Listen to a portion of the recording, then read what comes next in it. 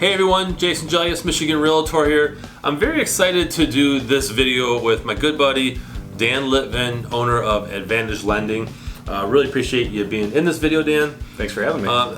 This is a casual video, right? I wanted to do a video where I just throw some questions at you, right? Ask the expert, so that potential home buyers out there can actually get their questions, their most common questions answered. So I hope you're ready for this. I'm psyched. All right, let's do it. Okay, so there's a lot of home buyer myths, right, out there. Yeah. You have to do this. You have to jump through a hoop. You have to do this and that. Right. What are some home buyer myths that you see out there in your industry? Okay. I think one of the biggest ones, especially for new buyers, is they're under the impression you have to have 20% of the purchase price of the home for a down payment. That's just not true. Right. There are multiple loan programs out there, VA and USDA, both zero down home loan programs. So if they have prior military service or they're looking to buy a home in more of a rural area, both zero down home loans. Right. Okay. FHA 3.5% down. Conventional. I love FHA actually. Yeah, I do. Yeah. They're great loans. Higher debt to income ratio limits, lower PMI for people with lower scores. They have a lot of great points. A lot of people also think, well, I want to get a conventional loan, but I guess I have to put down 20% to go conventional. Conventional, you can actually go 3% down, especially if first-time home buyer. There's a couple Home Ready, Home Possible programs through Fannie Mae and Freddie Mac. You can get 3% down. They are income restricted, but then you do got to be a first-time home buyer. But the idea is, know that the biggest myth about having to save up for a big down payment, that's just not accurate. So that's one of the biggest myths. One of the other ones is, well, I got to bring a ton of money to closing besides my down payment. Well, I mean, yes, there are closing costs, prepaids, days of interest, other things that you're going to need to bring to closing, but a lot of people end up getting seller concessions to cover those. And that's a conversation I have with every buyer in the beginning is, okay, here's your down payment, here's your costs, that's what you're going to need to bring to closing. But the good news is you may be able to negotiate seller credits to help offset your out-of-pocket expenses. So a lot of good options there for that. Okay. A lot of times people ask, what are concessions? And no matter how many times they hear the definition of it, it's a very confusing word to them because they don't deal with it every day. Right. So can you kind of talk a little bit from your perspective, what are concessions? Okay. In my opinion, concessions are really a way for you to roll in your closing costs. Right. In fact, I get that question a lot, is can I roll in my closing costs? Like, well, technically no, but with the sales credit you can. And basically the easiest example I'm able to give is if you were buying, and I'll just use $100,000 for an example. It's easy, right? If you were buying a $100,000 house and you said, hey, you know what, I like your house. So, if we personalized and said, hey, Jason, I'll buy your house for $100,000, or you're listing it for $100, right. I want to buy your house for $100. Let's say I offer you $95,000. Right. You agree. So great. I owe my down payment plus all my closing costs and prepaids and everything else, and that's what I have to bring to closing. An alternative would be, instead of you saying, or instead of me offering you $95,000, let's just say I said, Jason, I'll buy your house for $100,000, but I want you to give me $5,000 back, or in this example, 5%, right?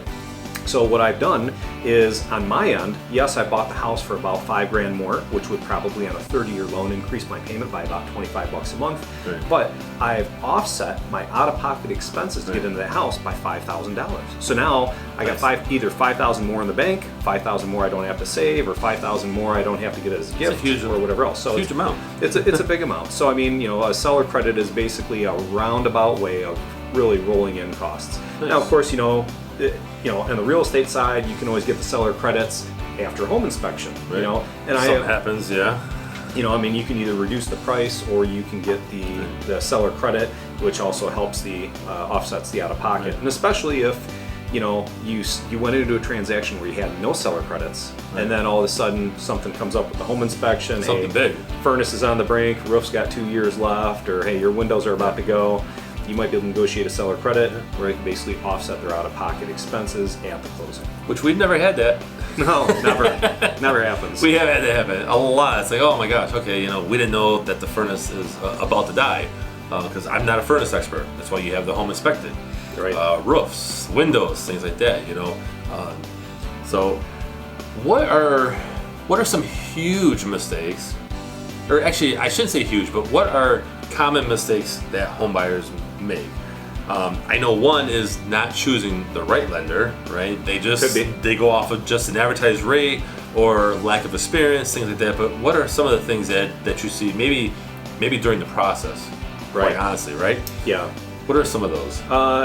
One of the big ones is, there's a litany of them, but one of the big ones is going out and buying something new. They're in the process, they're all excited about the house. They go out to a furniture store, and next thing you know, they're picking out the new couches, the dining room table, and getting new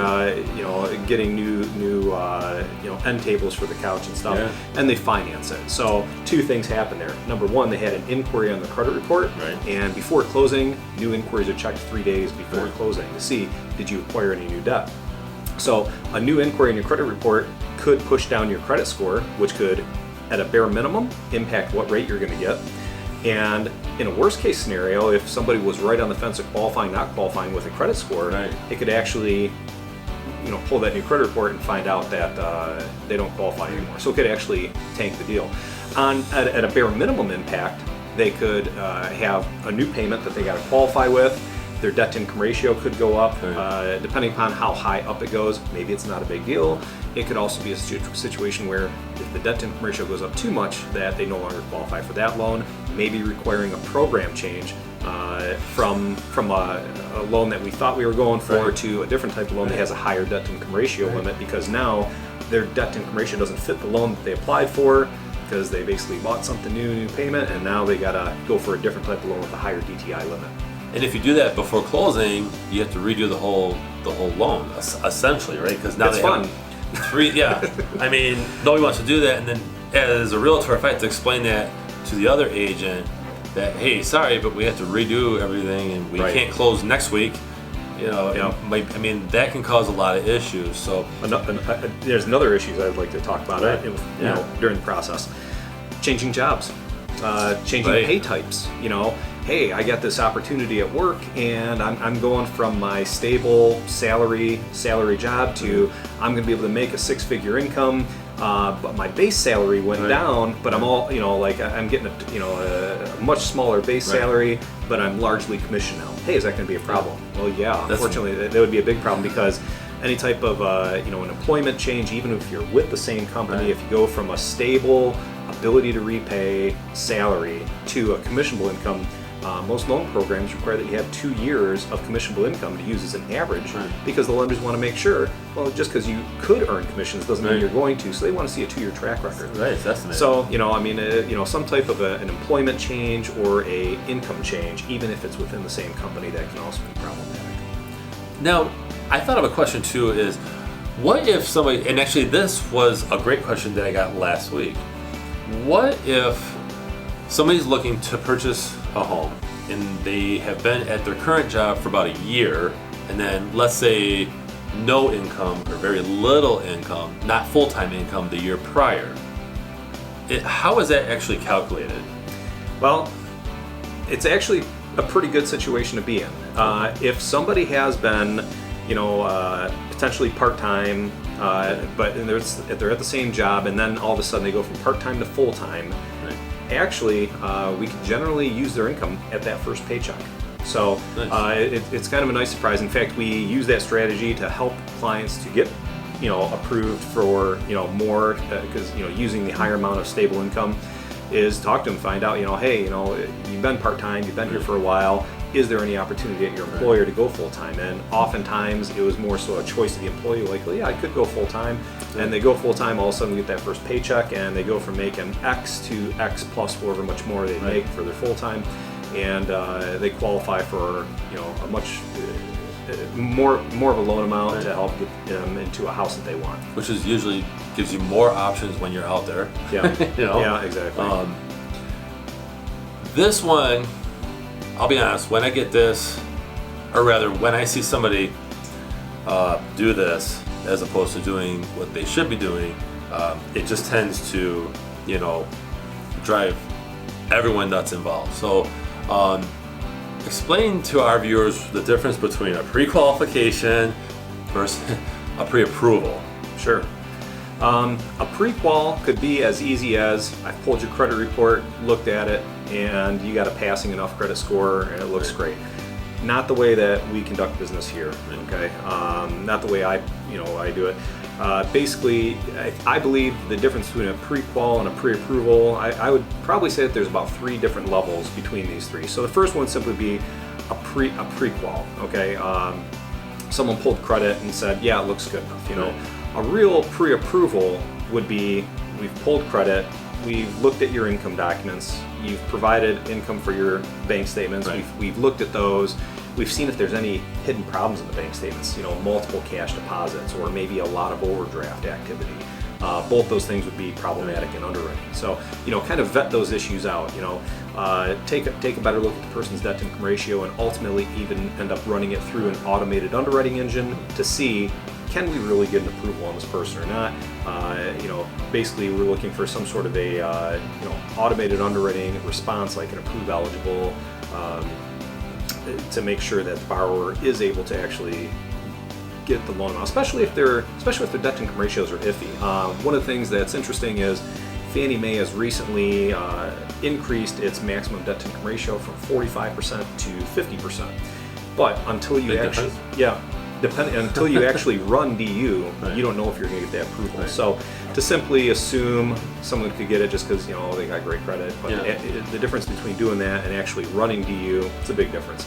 The third type of pre-approval is really not even so much a pre-approval, it is a full-blown underwrite without a property address.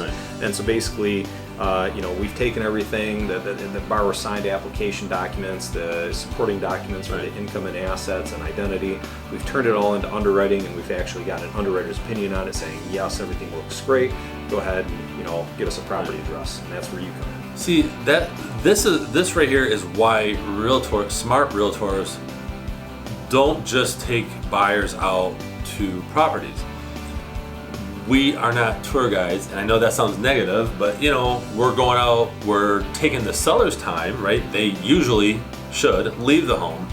So I always ask for a pre-approval. A pre-qualification to me, right?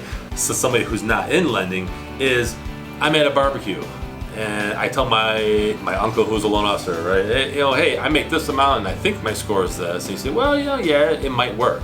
Right? I mean, that's like the layman's terms. I think having a pre-approval where a knowledgeable lender actually runs your information and actually gets us a solid answer, I mean, that makes sense. Now, obviously, when somebody gets pre-approved, it's very rare. I think I've had it happen to me twice in my career where somebody found a house that they loved, right?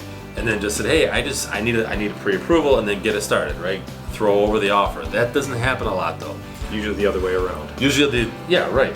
So, but what happens is, not having the property address, okay, that gives us an idea, like, okay, this will probably work, and they could probably go this amount.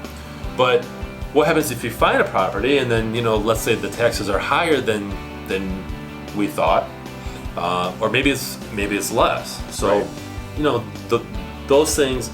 I mean, ultimately, a pre-approval is the best thing to have because that tells me, the realtor, that okay, they're not going to get denied, right? Unless they do something like you said earlier, going out and spending thousands of dollars on furniture, you know, a week or two before you close, buying a vehicle, right? We didn't have that happen, right? Which I just think at the end of the day, you want to have a solid approval, slow down the process. There's houses, maybe I'm a home buyer and I'm out and I fell in love with this house and I think everything's good. You know, I got an 800 score, or whatever, you know, I can get approved, and then, oh, by the way, I find out that, let's say the lender, right? We were actually going over this in episode 100 we did, which, by the way, check that out. I'll put the link below. But where student loans are, even if they're deferred, they are calculated for your approval. Right. Got to include it and as a regular monthly debt. Right. If you have a $100,000 loan or multiple loans, or I mean, It's a $500 to $1,000 a month recurring debt we have to include. But you didn't know that, right? So I didn't know that actually until recently. So pre-approvals are huge. Slow down the process. Speak with somebody first. It doesn't really take that long. Right. I mean, it's a fast process to the average busy person, but the lender does more of the work for you to make sure that you can get a house, so that when I take you out, or when your chosen realtor takes you out, you know that, okay, we can present an offer, instead of finding a house and then, oh, I gotta call in and get approved, and meanwhile somebody else comes in and you know, because real estate moves fast no matter what. You know, something interesting I want to touch on, especially regarding these pre-approvals, credit score. Everyone, you know, so many people are on some sort of an app on their phone, or their credit card statements have some sort of a generated credit score for them.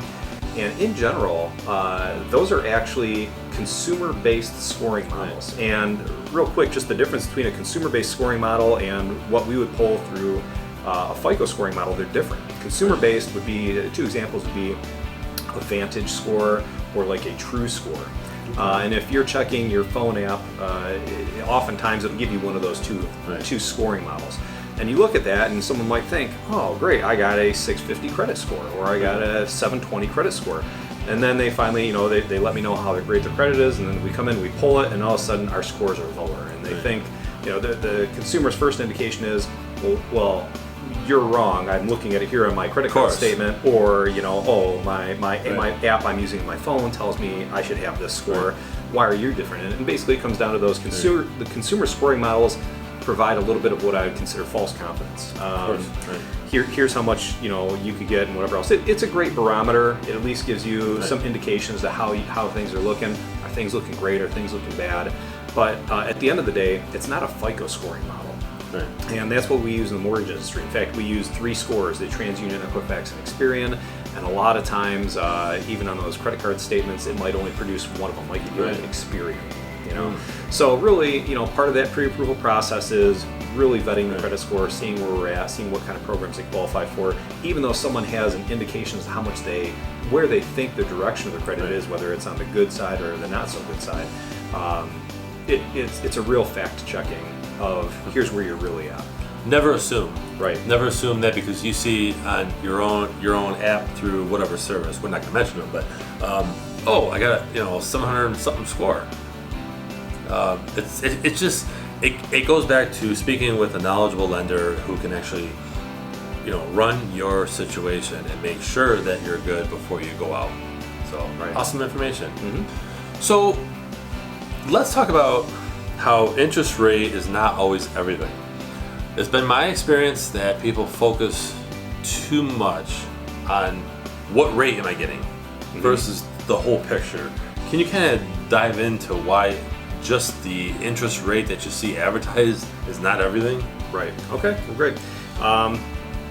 Without a doubt, I won't minimize interest rate is important. It is important. Right. And you know, over here on my side of things, it's the difference of, you know, wholesale versus retail. Right. If you walk into a typical place where you can get your checking account and you can also get a car loan, that's going to be retail. Right. And the bottom line is that they have way higher overhead, and with employee benefits they got to pay for, legacy costs they got to cover, and in general, you know, their rates just are not as competitive as they are on the wholesale side. I get all my rates from wholesale lenders, so it's kind of the difference of going to some sort of a wholesale warehouse to buy a widget versus going to a mall to buy that same widget. You're probably going to pay more at the mall than you would at the wholesale, you know, warehouse. So number one, that's a benefit of working with a broker versus, you know, any other retail institution. So right out the gate, you know, I have to say it, brokers are better. You know, yeah, absolutely. In my opinion. So, you know, that's an advantage we have. But as far as is that the be all end all? You know, people. I get the call on a regular basis. I pick up the phone. Hi, this is Dan. What's your rate? You know, and it requires a little bit more investigation than just spouting off a rate. You know, we got to find out, is this your primary house? Is it going to be an investment property? Yeah, what are you buying? Is it a condo? You know, I mean, things people don't even think about. You know, is this, you know, when are you closing? Do you already have a house under contract right now? are you looking right now, and are you buying in the next 6 months? Right. You know, and people, I think that they've just been trained to ask, what's your rate? You know, and at the end of the day, our rates are going to be excellent, but there's a lot more to it than just what's your rate. There's the service, the reliability of the person you're working with, the communication.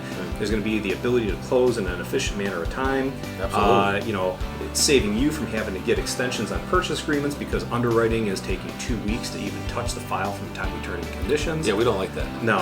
So I mean, you know, when you factor in all those things, although rate is highly important, and we do focus a lot on achieving the very best interest rates, not only just in our community, but I'd say quite frankly in our state, you know, the other components have an equal amount of weight as well, and you know,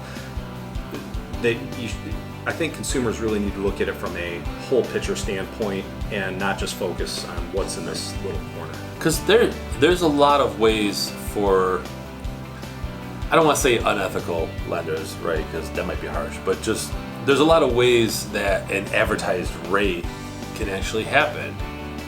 Maybe on the back end, right? I would say anything you're hearing on the radio, you see on the TV, any type of a printed rate. I mean, quite frankly, they're all lures. They're you know, I'm not saying anyone's baiting and switching, but I'm just saying they've structured it in such a way that if you take the time and read the fine print, yeah, you're going to see, oh, well, that awesome rate was for a 15-year loan on a primary residence with 20% down for a loan amount over $300,000. And you know what? Maybe that's not everybody. And yes, they did the right thing of disclosing all the information about it in the fine print.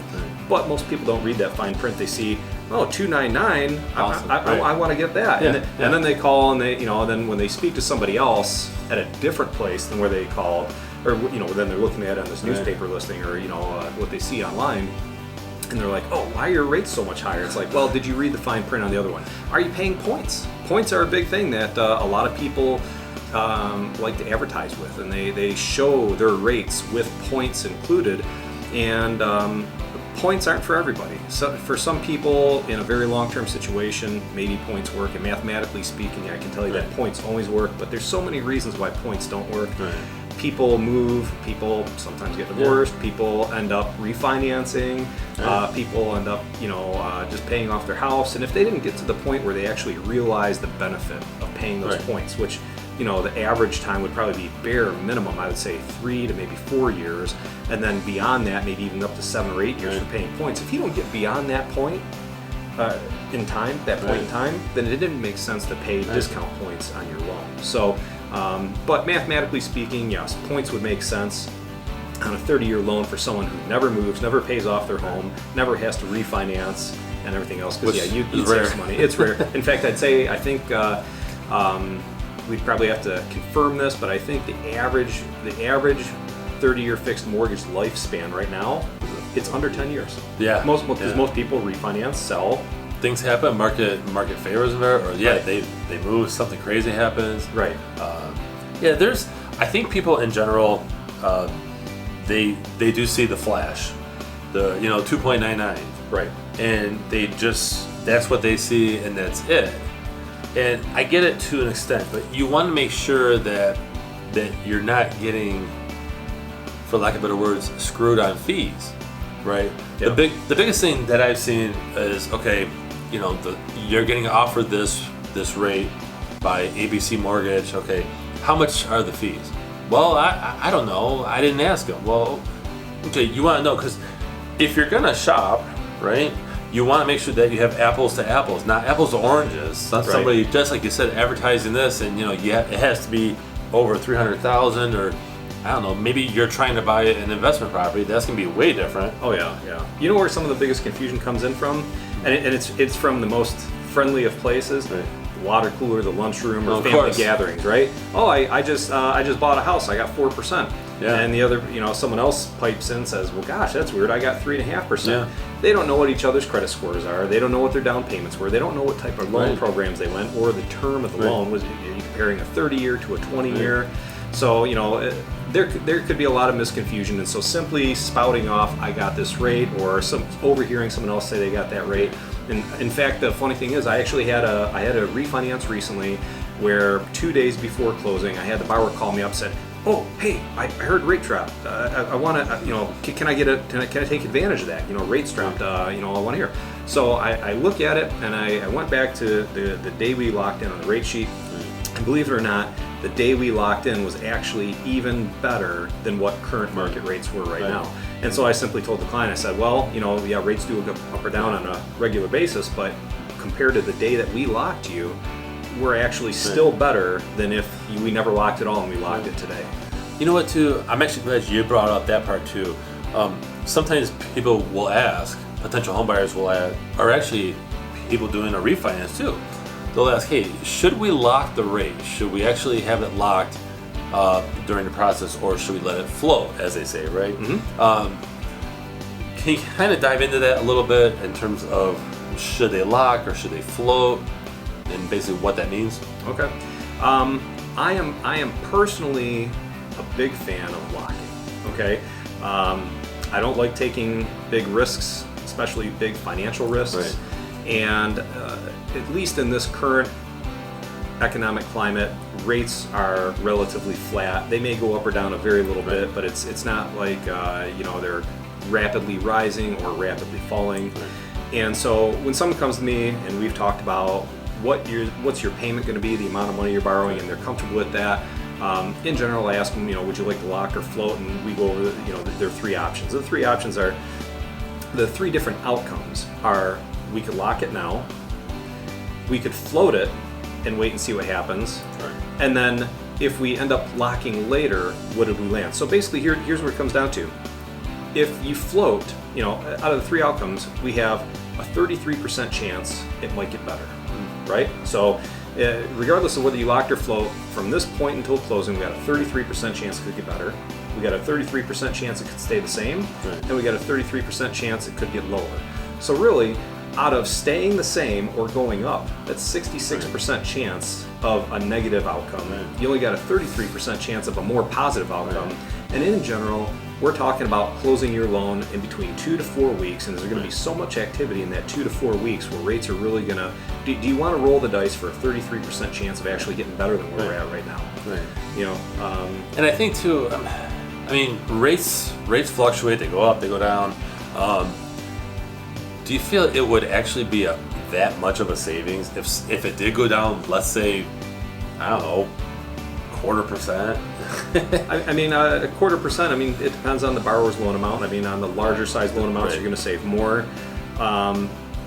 If you're talking, $150,000 loan amount goes down a quarter, your savings might be, $18, $25 a month. So it's not a huge amount of money. I would never dismiss saving somebody $18, $25 a month, but at the same time, it could also go in the other direction if we didn't lock, and you might be spending that $18, $25 more a month if it went up that quarter in that example. I think, me personally, I like the lock option just because I want to know, okay, what's going to go on, where am I going to be at, as long as the house appraises, right, of course. Right. Where are we going to be at versus gambling. I'm not a big gambler, so. One other thing that I like to be able to do that I offer that is unique to being in the broker world in this position as compared to a single point lender, say your local bank where you have your checking or savings, right? Somebody goes to their local bank where they have the checking savings, applies for the loan, gets into the application process, rates drop. Right. Generally, their lender can't do anything. That is what it is, and they locked in the beginning, right?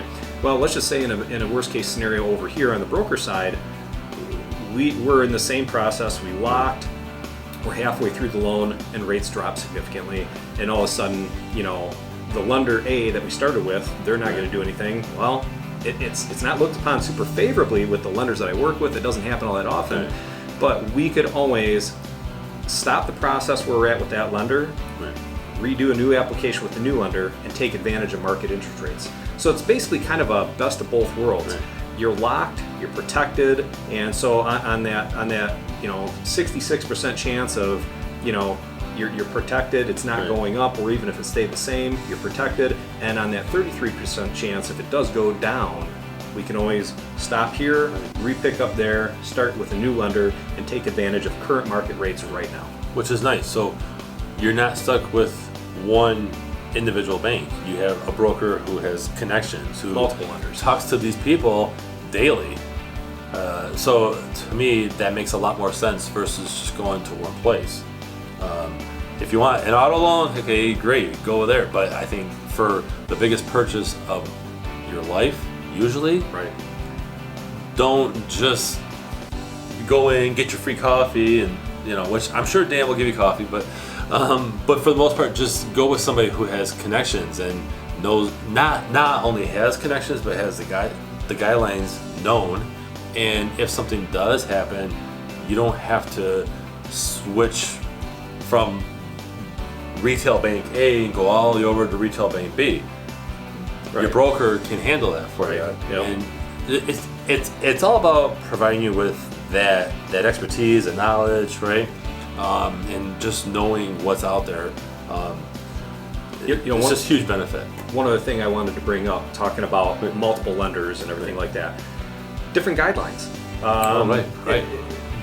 Different, what they call actually overlays. Basically meaning, certain banks have, their cutoff point where they're not going to accept certain lenders, and other banks have cutoff points that are lower than other lenders. For example, I think we were working on a client. They were going to a national lender, and basically they didn't have a credit score that was above the cutoff for them to be able to do business. And the loan officer that they were working with, I think their solution to that was, well, hey, if you pay off these credit cards, which was going to cost the consumer a lot of money out of pocket. Thousands, yeah. And then also do a rapid rescore on your credit report, which also that's not a cheap process either. We could finally get you into their program, our ecosphere of what we can do for you, right? You'd finally be acceptable to us, right? We talked. I spoke with the client. They told me what the credit score was. Right. I had a lender who had a lower cutoff than who they were working with, the national bank. The borrower didn't have to pay off those credit cards. We didn't have to do the rapid rescore, and basically we were able to qualify them without them changing a thing. I remember that. Get them right into that. That was a huge relief because they closed. They closed without having to pay off all that stuff and jump through all the hoops and wait for everything to get updated, and it worked out really well for the consumer. Just another example of having the right person. I just feel that's just huge. So this is some awesome information. I hope you guys found this valuable. Share your comments right below as you're watching this. Would love to know if you have a question for Dan Litvin here. Definitely share it in the comments. But you covered a lot of awesome stuff here. Yeah. So definitely thank you for being in this video with me. I always try to provide value, and Dan and I we do business together on a lot of deals. Just because he gets the job done, and I know from personal experience, personal professional experience too, is that you're not going to sugarcoat something. You're not going to tell someone, I know I could do this, when you have doubt. I mean, you look at it up front and you say, okay, I feel we can do this. Right. Versus I don't want to say a lot, but many loan officers are so, and realtors, quite honestly, they're so excited to get a client, right?